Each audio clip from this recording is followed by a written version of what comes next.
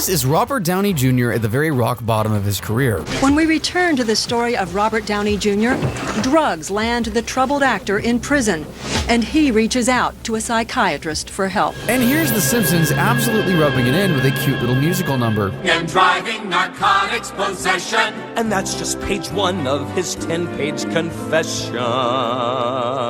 That is cold-blooded. So believe me when I say The Simpsons have hurt a lot of feelings. Today, I'm going to show you the many celebrities whose egos were hurt the most by the show, starting with the time the King of Pop himself made an appearance. You guys remember the time Michael Jackson was on The Simpsons, right? Well, he didn't look like Michael Jackson. He looked like this.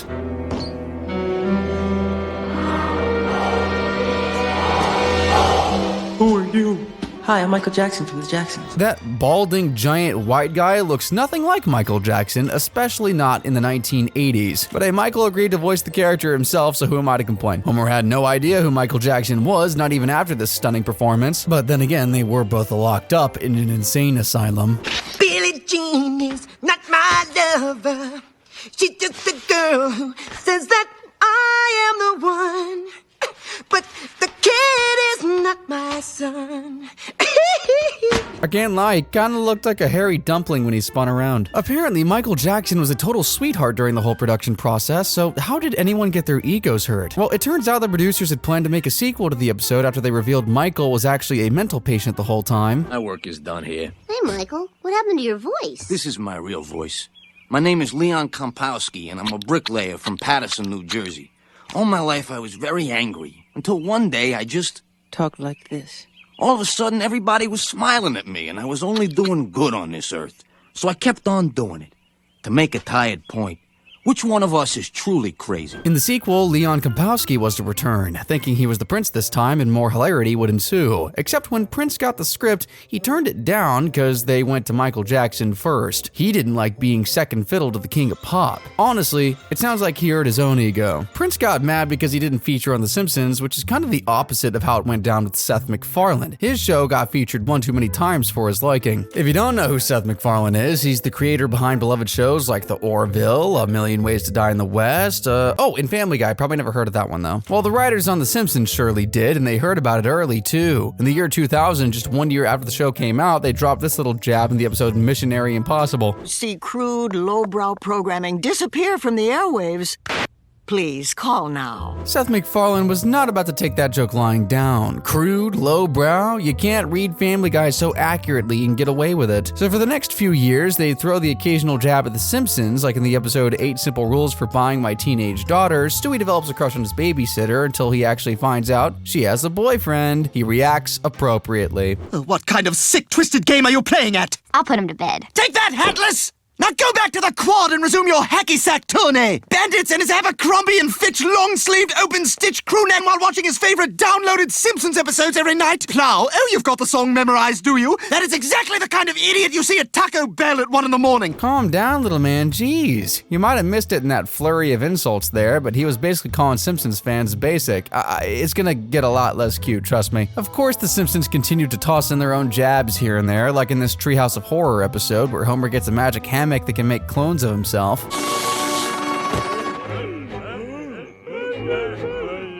Did you notice Peter standing in the back there? Seth sure did, and he was not happy about it. In an interview, he said that little bit was definitely a slam and was sure to clarify that to him, Peter is much more similar to Ralph Cramden than he is to Homer, right down to his voice. And then he topped it off by saying, I mean, in its prime, it was one of the greatest comedy shows of all time, but it's not the show it was. It can't be. You can't do 16 seasons and be consistent. He clearly didn't like being accused of copying The Simpsons' homework, and boy did he hate the next joke.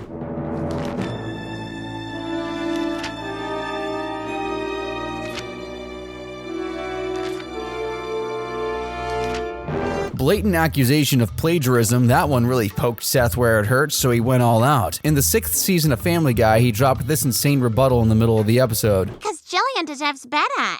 She has feelings, you know, and she's devoted a lot of time and energy to this relationship with some expectation that it could grow into something much more significant. And if you're just stringing her along, well, then I gotta say, I've lost a lot of respect for you, Brian. Yeesh, this is just the first third of this bit, by the way. It keeps going. See, that wasn't so bad, was it? Oh, I gotta say, that was fantastic. What do you say we go back to your place for round 2? Sounds good to me. Okay, so that was a bit disturbing. Nothing compared to the kind of jokes The Simpsons made about Family Guy, that's for sure. Well, guess what? It gets even worse. Wow, 3 times in a row. You're amazing, Glenn. Oh, I just take a lot of pride in what I do. Hey, what's going on here? Ah! Get off my wife! Oh my God, oh my God!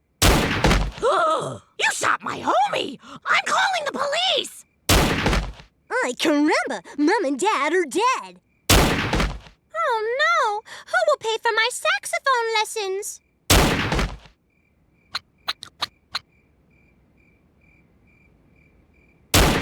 Murdering the whole family, Seth? Really? Remember, all this started with The Simpsons poking fun at his show 7 years earlier. As you can imagine, the network did not want that joke played anywhere near their channels and told Seth to remove it, a decision that left Seth incredibly salty. On the DVD commentary for the season, he said, and I quote, "What happened here was I got a call from the network saying, you can't do this gag. I said, why not? They've made fun of Family Guy like 5 times, which they're entitled to do. Why can't we take a little shot at them? They essentially responded by telling him that shot wasn't little, it was a bit much, and he needs to end the feud with The Simpsons. This is the voice of Seth MacFarlane explaining what he took away from that exchange. You never had any problem. It was very suspicious that this was coming up when we were the ones making the joke as opposed to The Simpsons, and the reason I still maintain is that and I said this to them, you're afraid of James L. Brooks, who runs The Simpsons. You're afraid of James L. Brooks, and you're not afraid of us. Oh, Big Bad Seth wasn't scary enough, apparently. It was clearly his ego talking on that one, and the feud did die down after that. The Jabs became a lot more respectful, and they even had a crossover episode 11 years ago? Holy frick, I'm getting old.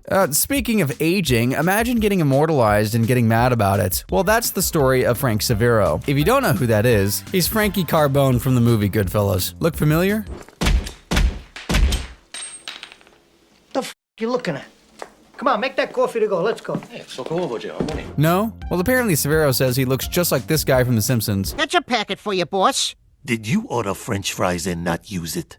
They gave me 2 packets, but I only needed 1. What other secrets are you hiding from me? I bring my own candy to the movie theater. That's Louis Walters, and Frank Sivero didn't just think they looked alike. Back in 2015, he sued the show, claiming that they stole the whole character from him.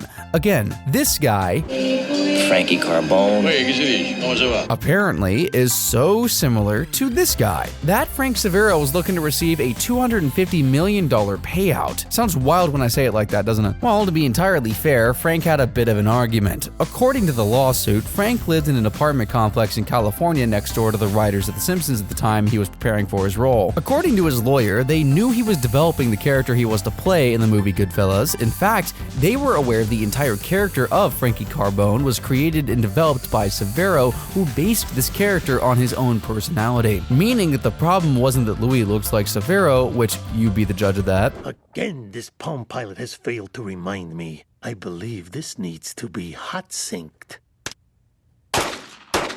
What are you doing? I thought you meant hot sink it. You know how it is with us. The problem Sivero had was that this fictional character resembled another fictional character he played, which is also just as silly because parodies are completely legal. In case you think Louis looking like Sivero was a stronger argument, well, the court disagreed, saying, even if Louis resembles Sivero, the Louis character contains significant transformative content other than Severo's likeness. Louis is a cartoon character with yellow skin, a large overbite, no chin, and no eyebrows. Louis has a distinctive high-pitched voice, which, as the trial court pointed out, has no points of resemblance to Sivero. A pretty spot-on description, I think. The case was thrown out, and Frank Sivero got absolutely jack diddly squat. You know who else got immortalized and wasn't happy about it? Bill freaking Cosby. Except his story was even saltier. Here's a bit of Simpsons trivia for you. Do you know who this character is based on? The old folks. It happens every heat wave.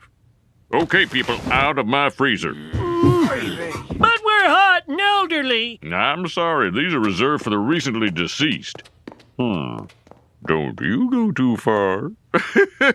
Well, you do now because Dr. Hibbert is basically an homage to Bill Cosby, with a splash of Cliff Huxtable from The Cosby Show. Putting it together now, aren't you? Unless you're over the age of 40, then you probably already knew this. And I know what you're thinking, how can you be mad about Dr. Hibbert for frick's sake? He's amazing. I'm afraid it's hopeless. Beneath that bucket, he's more glue than man. So he's stuck like this forever? Oh, now don't fret.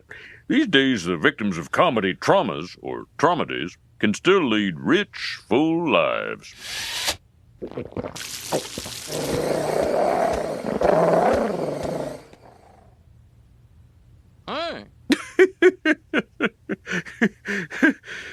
Well, Cosby wasn't mad about Hibbert, he was butthurt about the whole show in general. See, it was 1991, and The Simpsons was well and truly in its golden age, changing the landscape of TV and absolutely burying older shows like The Cosby Show. Cosby couldn't take the heat, so he lashed out. He blasted The Simpsons, calling them an antisocial menace that had spiraled out of control, saying, "The mean-spirited and cruel think this kind of programming is the edge, and their excuse is that's the way people are today. But why should we be entertained by that? TV should be moving in a direction from the Huxtables forward, not backward." While Bill was over there getting his ego hurt, The Simpsons never really had anything mean to say about his show. Heck, they even ran a bit of PR work for the man in the episode Saturdays of Thunder. In that one, Homer gets the chance to prove to everyone how much of a great father he is, all with a handy-dandy quiz. Name one of your child's friends. Well, there's the fat kid with a thing. They want a name, Homer, not a vague description. Hank? Hank? Hank who? Jones. Homer, you made that up. Who is your son's hero? Dave McQueen. It's your hero. What are your son's hobbies? Well, he's always chewing on that phone cord. Done that since he was 2. Then he has no hobby. I feel like I've said this before, but father of the frackin' century over here, Homer actually realizes he's a bad dad and goes to get some help. For starters, Mr. Simpson, Fatherhood by Bill Cosby. He's as smart as he is funny. That might sound like a backhanded compliment, and it probably was. I'll get back to that later. But the book, which is a real book by the way, actually does come in handy. See, Bart was trying to build a soapbox car, and Homer wanted to be a good and helpful dad.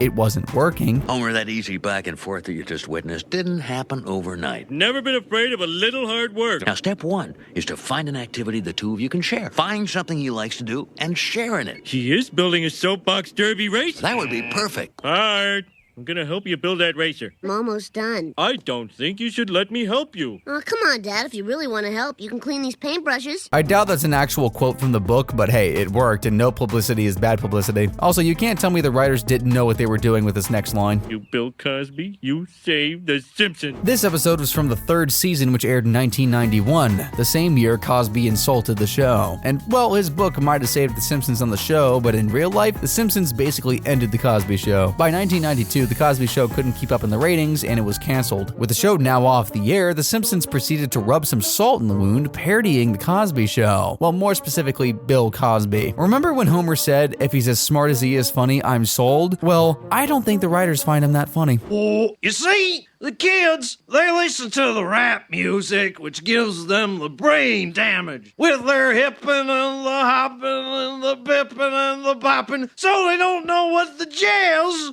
is all about. You see, jazz is like Jell-O pudding pop. No, actually, it's more like Kodak film. No, actually, jazz is like the new Coke. It'll be around forever. That bit just wouldn't end, would it? Sheesh. They even made fun of his other show, Kids Say the Darndest Things. Now, my good man, what do you like to play? Pokemon. Pokemon? Pokemon with the pokey and the man in the thing where the guy comes out into the thing and he makes the fall down. Hilarious. I wonder if Bill Cosby ever saw these parodies. Maybe. Or maybe he was too busy fighting not to go to prison for doing terrible, terrible things to women. Who knows? Now, I'm about to tell you a sentence you probably never even fathomed. Did you know Bill Cosby and the former First Lady of the United States, Barbara Bush, both publicly hated The Simpsons? That's right. George Bush's wife wasn't a massive fan of The Simpsons. Her distaste for the show was so strong, in fact, that she openly criticized it in a 1990 People magazine interview, and of course it made the news. Here's James L. Brooks, co-creator of The Simpsons, talking about the scandal. Funniest home videos, but remains baffled after sampling The Simpsons. It was the dumbest thing I had ever seen, she says. But it's a family thing, and I guess it's clean. Clearly, what she wanted from The Simpsons was a portrayal of the good old American family, but instead she got this. You little... Stop fighting! Mom, that's not how you pry them apart. I've been prying them apart since before you were born. The writers didn't love Barbara's honest opinion, so they responded as the Simpsons, specifically Marge Simpson. Dear First Lady, I recently read your criticism of my family. I was deeply hurt. Heaven knows we're far from perfect, and, if truth be known, maybe just a wee bit short of normal. But as Dr. Seuss says, a person is a person. I try to teach my children, Bart, Lisa, and even little Maggie, always to give somebody the benefit of the doubt and not talk badly about them, even if they're rich. It's hard to get them to understand this advice when the very first lady in the country calls us not only dumb, but the dumbest thing she ever saw. Ma'am, if we're the dumbest thing you ever saw, Washington must be a good deal different than what they teach me at the current events group at the church. I always believed in my heart that we had a great deal in common, each of us living our lives to serve an exceptional man. I hope there is some way out of this controversy. I thought perhaps it would be a good start to just speak my mind. With great respect, Marge Simpson. Aw, what a sweet and heartfelt letter. Apparently Barbara thought that too, because a month later she comes back with her own response letter. Dear Marge, how kind of you to write. I'm glad you spoke your mind. I foolishly didn't know you had one. I'm looking at a picture of you depicted on a plastic cup, with your blue hair filled with pink birds peeking out all over. Evidently you and your charming family, Lisa, Homer, Bart, and Maggie, are camping out. It is a nice family scene. Clearly you are setting a good example for the rest of the country. Please forgive a loose tongue. Warmly, Barbara Bush. P.S. Homer looks like a handsome fella. And just like that, the beef was squashed. Except not really. See, Barbara wasn't the only one that had beef with The Simpsons. Turns out the gosh darn president of the country had beef with the show as well, and he addressed the frackin' nation about it too. Well, let me tell you something. We are going to keep on trying to strengthen the American family, to make American families a lot more like the Waltons and a lot less like the Simpsons. Now, the Simpsons couldn't just let that slide. They thought they were cool at the White House, and they just got bamboozled, flim-flammed, hoodwinked even. First, they responded at the very top of the next episode. Keep on trying to strengthen the American family, to make American families a lot more like the Waltons and a lot less like the Simpsons. Huh? Hey, we're just like the Waltons. We're praying for an end to the Depression, too. About 5 seasons after that, they dropped a second response. This time, The Simpsons straight up parodied the Bush family. In the episode Two Bad Neighbors, George and Barbara moved next door to The Simpsons and immediately got a taste of the terror in blue shorts. What you doing? There, careful. Don't want to horse around with... Hey, cool. What does this do? No, look. Hey, birdhouse. Yeah, my prize orchid. Faced with such an unruly child, Bush decides to show the neighborhood how to be a real parent. Something your daddy should have done a long time ago. Now go home and think about what you've done, young man. He spanked you? I begged him to stop, but he said it was for the good of the nation. Good of the nation, huh? Looks like the Simpsons never let that speech go, did they? Homer obviously wasn't jazzed that someone else spanked his kid. Only he gets to strangle Bart. So he went to the Bush house to pick a fight. You want trouble, you're gonna get trouble. Trouble, all right. Then you're gonna get trouble. No, yeah. Good, that's good, because I want trouble. There'll be trouble. Oh, yeah. Trouble it is. For you. I was expecting something a lot more serious, because tell me, why did it turn into a prank war?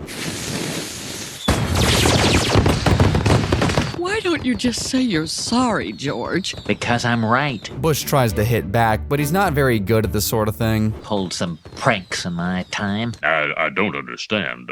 Are you saying you and Barbara are bad neighbors? Well, that's not Bar and me, it's them. Maud and me? No, the man and his boy is named Bart. I don't know the name of the man. Imagine having to explain your prank to everyone. But the war wasn't over, and Homer was about to hit him with the worst one yet.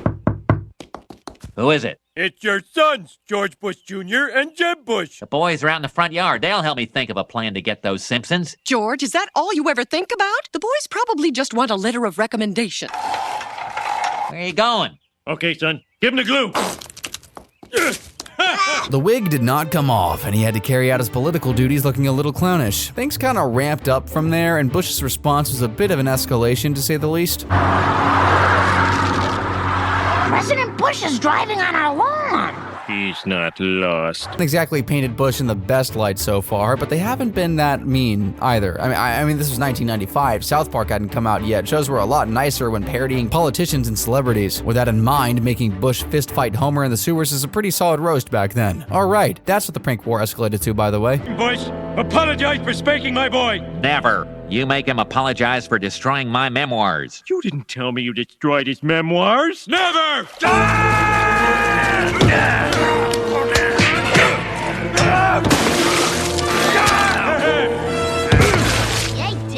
The whole kerfuffle came to an end when good old Babs put her foot down. You apologize to Homer right now! Bar. We can't show any weakness in front of the Russians. No, znack no начальник здесь. I'm sorry I spanked your boy, Homer.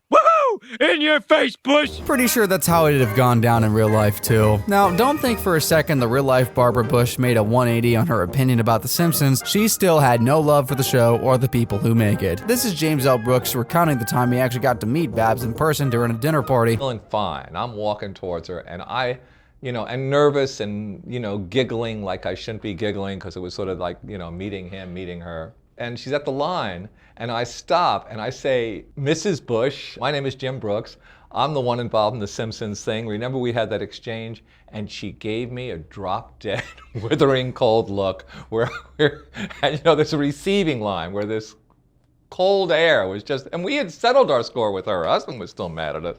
So it's rough to have people jammed around you as you're snubbed by the First Lady. Snubbed by the First Lady over a few episodes of a cartoon? Yeah, sounds like someone had their ego hurt. Getting upset over a cartoon doesn't just happen over here either. Let's take a hip, skip, and a jump across the pond to the United Kingdom and take a look at the singer Stephen Patrick Morrissey. Or as they called him in the episode Panic on the Streets of Springfield, Quillaby. In that episode, Lisa stumbled upon some classic British music online and it touched her soul. The flesh that you cover with cheese is proof of your moral disease.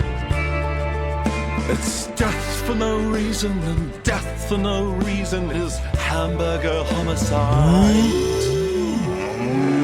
The guy singing about hamburger homicide is Quillaby, and if it wasn't already clear, he's a parody of Morrissey. Now, Morrissey is known for a lot of things, and oh boy, we'll get into those, but one of them is his vegan lifestyle. I became vegetarian first when I was very young, when I just caught sight of a program on the television showing slaughter, and I'd never seen it before, the abattoir, the slaughterhouse, and I was frozen for 5 years. I couldn't believe that in our society a place like this could exist. Being a vegetarian herself, Lisa just ate all that up along with a bunch of bacon she ingested by mistake. The shock of it makes her start hallucinating Quillaby all the time, and well, that turns out to be a curse because he's a total self-hating narcissist who hates everything. I draw my bath and pray I will drown. I step out my door and I take a deep breath, pray for my death, cause everyone is horrid except me. Oh, brother, give me a break. Lisa becomes a total drag, starts acting out. She straight up steals Homer's credit card and heads off to a concert to see the real Quillaby. But even she starts to get tired of him being a bummer all the time. The sun is too sunny. Quillaby, this festival is our dream. Stop being Such a pill? Oh, sorry, Marge. Hey, I'm just trying to have a fun day. Oh, a fun day. Why don't we all just have fizzy drinks and rainbow lollipops? Oh, la-di-da-di-da. Happy, happy, happy. Vacuous animals waiting for the slaughter. It got way worse when Quillaby got on stage and she got to see the real him for the first time, and what she saw was, well... Ooh, you can jeer while I enjoy this pastrami on rye. But you're vegan! I was, until I found out veganism was invented by foreigners, of whom there are far too many on this planet. That's right, I hate the foreign, coming to this country and taking our jobs, sleeping with our men. But you're a foreigner! And you took the job of sad, washed-up rock star! Huh. An overweight, meat-loving xenophobe, Morrissey isn't gonna like this. As a matter of fact, he was so pissed off that he thought about suing The Simpsons and even wrote a heated letter to his fans that read, "The hatred shown towards me from the creators of The Simpsons is obviously a taunting lawsuit, but one that requires more funding than I could possibly muster in order to make a challenge." Wild that he said those exact words in his letter because The Simpsons kind of clocked him in the episode. Do you see, this show is just a cash grab? I'm only here because I lost my fortune suing people for saying things about me that were completely true. They really came for him from every angle too. I don't entirely blame him for being upset here. They hit him with jabs like this, for crying out loud. Turned into, I'm greedy, I'm hateful, and my face looks like a syphilitic moon. Now, I don't know if all the jokes were based in reality, but I do know The Simpsons might have been begging for a lawsuit with some of those jokes, actually. Play a few songs off my new album. It's entitled Refugees Again.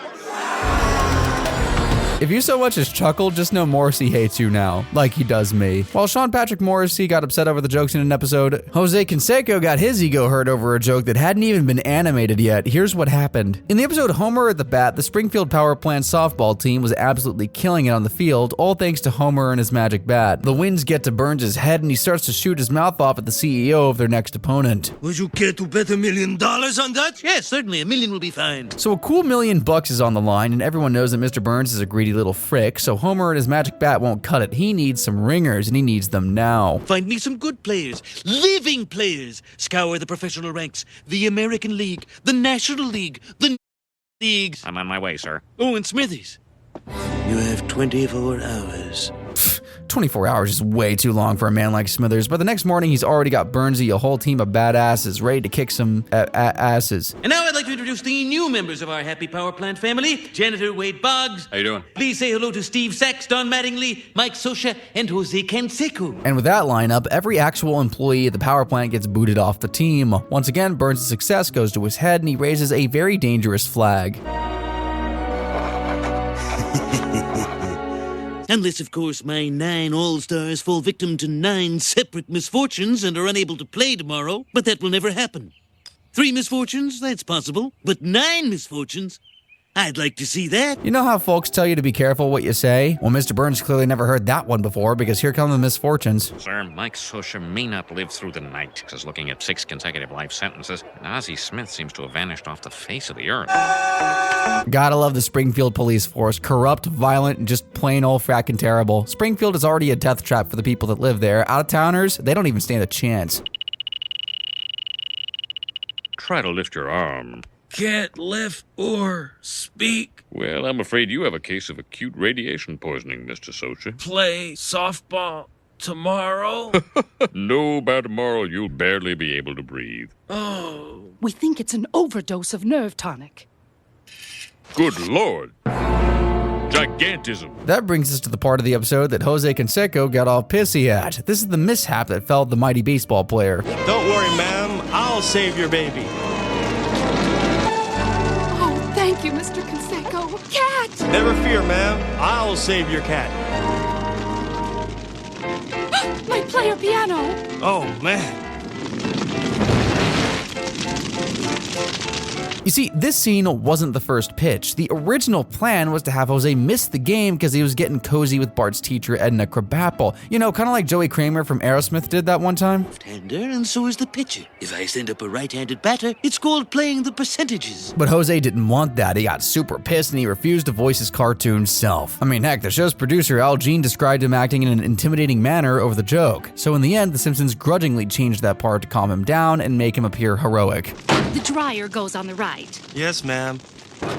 Maybe too heroic. Rumor has it that Jose Canseco was dealing with a real-life domestic blow-up with his wife at the time. While changing the joke surely didn't stop him from getting arrested by Miami police for chasing down and ramming his wife's BMW twice at 4:30 in the morning. And that happened a week before the episode even aired. Jose was a guest star, but what about the ego of someone who was there back before Simpsons were really The Simpsons? Back when they were just a bunch of weirdly drawn yellow oddballs on the Tracy Ullman show. What's that, you ask? Well, it was a variety show back in the late 80s that starred British comedian and actor Tracy Ullman. But nobody really remembers the show. What they do remember is when The Simpsons looked like this. Dad? Yeah? What is the mind? Is it just a system of impulses, or is it something tangible? Relax. What is mind? No matter. What does it matter? Never mind. Holy crap, did Homer and Bart just have a clever conversation? I'm used to these two acting like they share half a brain. Marge sounded different too, less gravelly. Good night, Lisa. Good night, Mom. Sweet dreams. Thanks, Mom. Sleep tight. I will, Mom. Don't let the bed bugs bite. Bed bugs? Everyone sounded a bit different, even Maggie, and she barely even talks. I'm talking about that damn pacifier. All right, climb in. There's nothing to worry about. Now everyone go to sleep. Good night.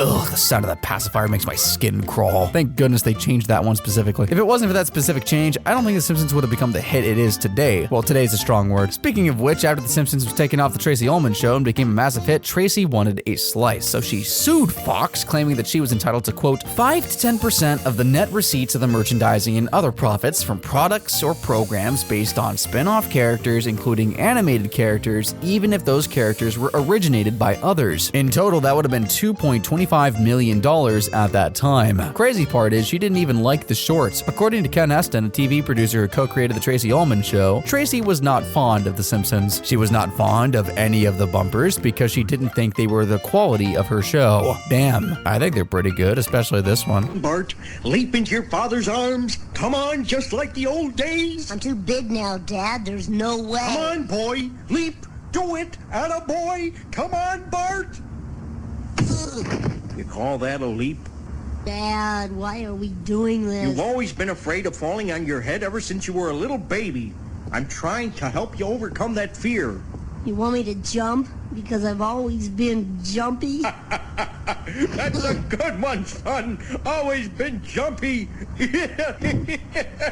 Dad, this is really dumb. My head still hurts from the last 2 times. Let's go, boy. No excuses. I want to see some gumption. Leap. Leap, boy. Leap like you'd never, leap like you never... What's the past tense of leap? Leapt? Leaped? That doesn't sound right. Well, what do you know? Leaped and leapt. Fox argued that she was just a hired performer and that the show was created by Matt Groening with no creative input from Ullman. The jury agreed, and she lost the case. The wildest part to me, at least, is that The Simpsons continue to reference the show. If they aren't talking about it... Dad, you don't understand. This saxophone is like my oldest friend. I've had it for as long as I can remember. You don't remember how you got it? Nuh-uh. Oh, well, it all happened in 1990. Back then, the artist formerly known as Prince was currently known as Prince. Tracy Ullman was entertaining America with songs, sketches, and crudely drawn filler material. And Bart was eagerly awaiting his first day of school. They're straight up putting the characters in the old animation style. Look, I knew private school would be expensive, but I was hoping we could get a scholarship of some sort. Sorry, I don't have anything to offer you unless you're a member of a minority group. Excelente! Muchas gracias, señorita. Sorry. So. Come on, honey. I guess this is a world you'll never know.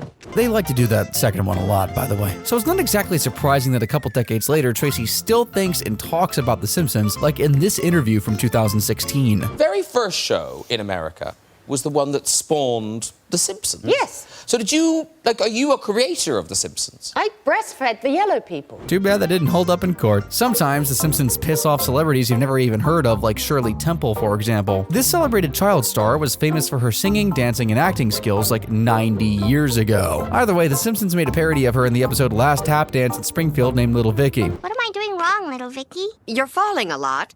Maybe you should work on that. But maybe I need a little more instruction than just tap-a-tap-a. Back when I was your age, I had 43 movies under my belt. I would have killed for tappa-tappa-tappa.